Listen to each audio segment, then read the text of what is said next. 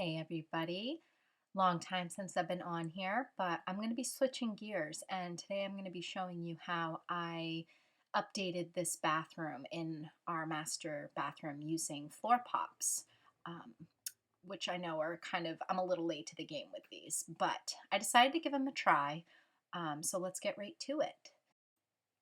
First thing I did was I vacuumed up any loose dirt, dog hair, cat hair, because as those of you who have pets, you know that it gets everywhere.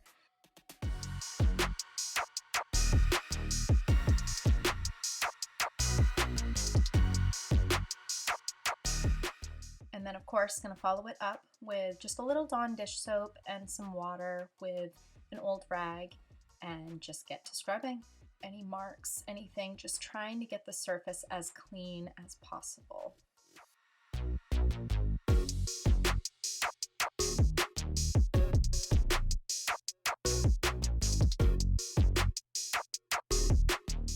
For those of you who have been watching my channel, you might recognize this little girl, only she's not so little anymore.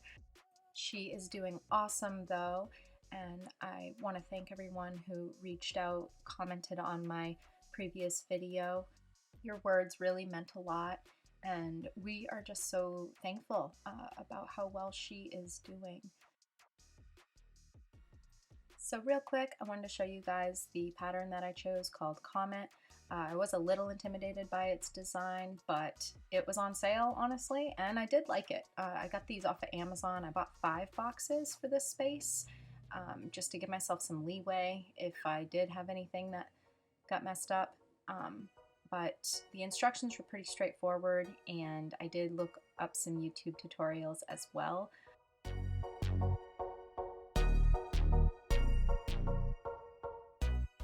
So I added this part in here. See these 2 numbers and how they don't match? So they recommend that you try to get tiles that all come from this same lot number. But I originally did not order the right amount of tiles, so I had to take a gamble. Of course, the ones that came after did not match, but spoiler alert, the ones that came from the same lot number still didn't match anyway. So this was kind of the longest part where I'm just trying to get them to line up so perfectly.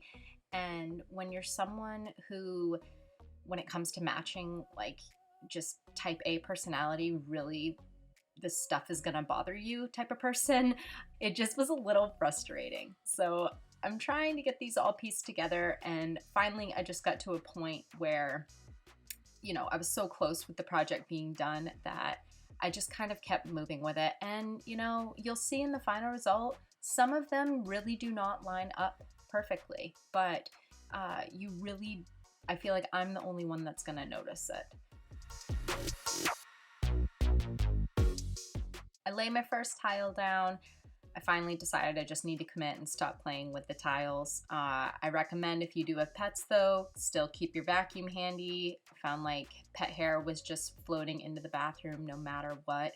And I was just really trying to keep the space clean just because I would like to get as much time out of these tiles as I can.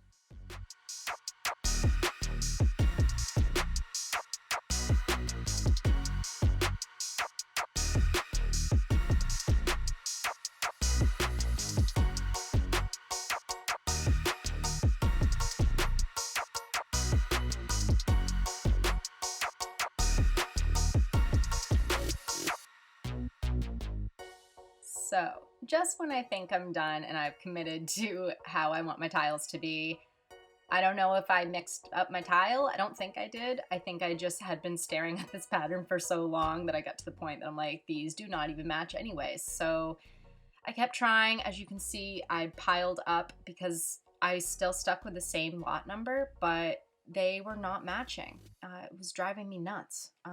But I tried to think, oh, I can just trim, and I'm going to freehand and trim off this side of the tile. However, do as I say, not as I do. Don't do this, because the tiles, first off, I wasn't even thinking, they're not going to end up being the same length if you do this. And even though I thought that the pattern was going to match because I could freehand it, no, it still was not going to match because it wasn't going to be a flush line. So finally, I just found a tile that worked enough to make me happy, and I just kept moving.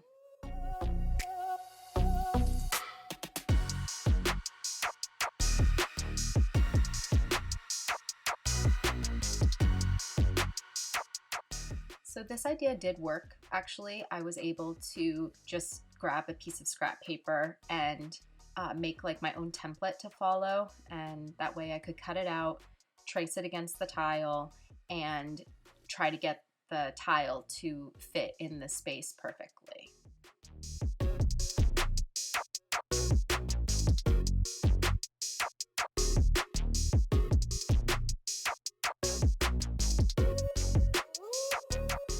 And oh no, not Kylie with the box cutter again. Decided real quick, not a good idea. And I actually just used scissors, and I pretty much put the box cutter away for the most part with the rest of this project. I had to use it just getting around some of the trim in the front, the doorway, which you'll see in a minute. But scissors actually worked really well. I will say it kind of hurt my fingers after a while because you really had to you know, push really hard with the scissors, but that was the safest way for me, and it really worked.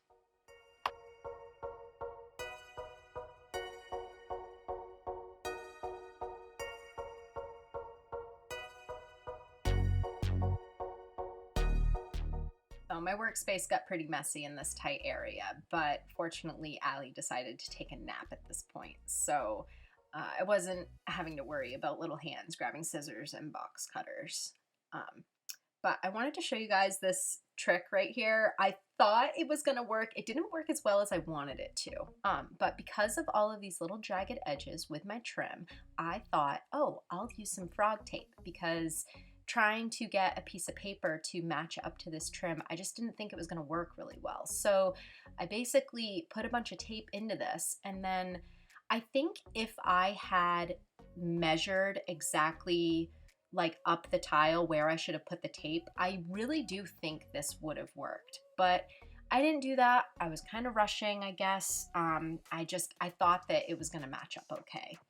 It didn't, but it's okay. Again, this was one of those times I had to use the box cutter. I had to trim a little bit and adjust it. And, you know, it didn't fit as flush as I would have liked, but I can live with it. And at this point, you know, I do have the extra tiles left over, and, you know, if there comes a day that I can't live with it, then I will redo it. But I was so eager to just get this project done.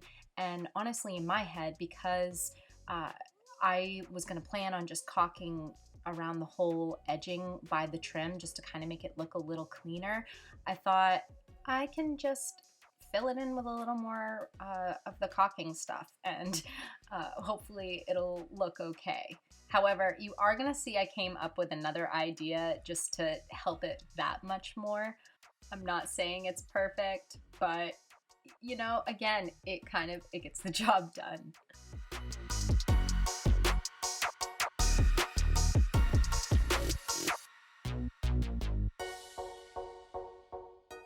Right here, this was my trick. I just took pieces of the tile and I patched it in, and it doesn't look too bad. I'm sorry if I've gotten some of you cringing so hard about it, but again, rest assured, I do have spare tiles, so I can try to fix it in the future if it does start to bother me and I have it in me to replace it. But the idea of trying to find a tile that's going to line up as nicely as that one did, it sounds a little daunting to me. So for right now, I'm gonna be happy with how it looks. So here, as you can see, I went with the measuring tape to do the other side of my door frame. I did have to still eyeball a little bit because the trim, the floor, I don't have straight lines on this floor. So I had to do a lot of, I would cut and then I'd have to adjust. I'd cut a little more and adjust. And still I would have gaps by the frame.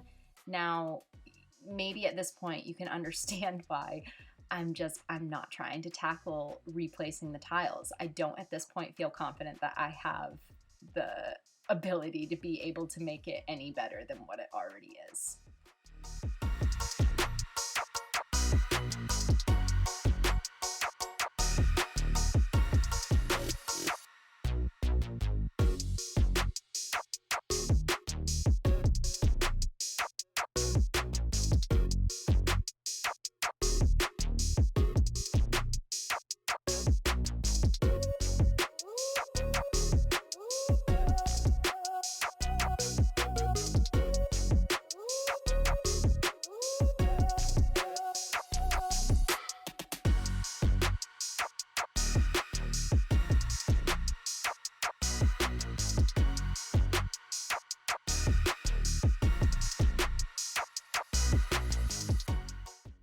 So this is how the floor turned out before I put the white caulk around the edges.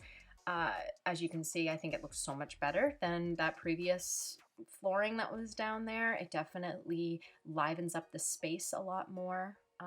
But you know, again, some of the tiles, they don't line up, and that's okay. I really think you have to be studying the floor to really notice it. I just think that it really freshens the space up. It makes a huge difference. So I really hope you guys like this video. I really appreciate you guys watching.